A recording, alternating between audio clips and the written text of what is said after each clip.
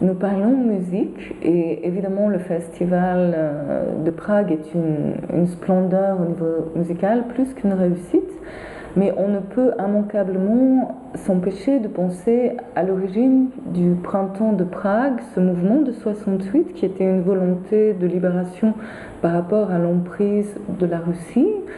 Et je trouve que c'est extraordinaire parce que ce festival, à l'heure actuelle, peut aussi être un élan d'espoir pour d'autres peuples qui sont encore malheureusement dans ce type de situation. Je pense bien évidemment à l'Ukraine.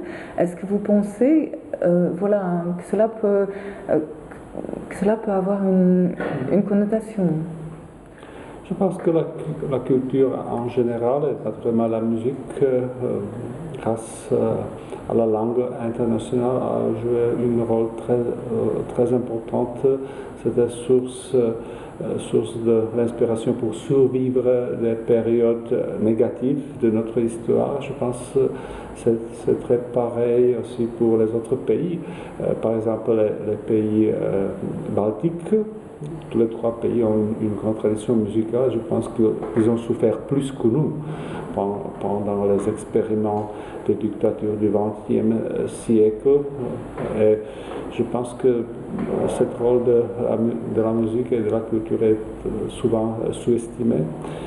Et l'histoire du Festival de printemps de Prague est un bon exemple de ça parce que le festival a été fondé avant le coup d'État communiste. Et je pense que la tradition du festival pendant toute cette période a eu le message de la démocratie parce que tous les gens savaient bien que c'était Kubelik qui vivait en immigration, qui était le père du festival.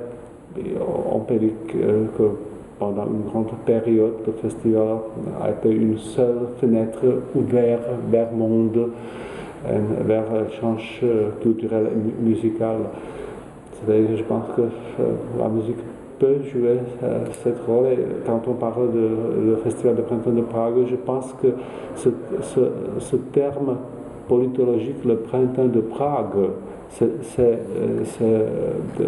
on peut dire que ce terme est fondé sur le nom de festival sans doute parce que pendant la période de printemps 1968, on a eu le festival de printemps de Prague et je pense que c'est la source de ce nom de printemps de Prague 1968.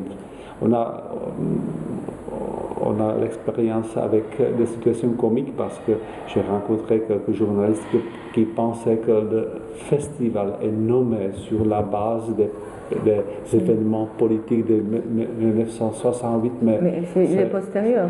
Voilà, c'est ça. Oui, c'est vice-versa. 20 ans plus tard.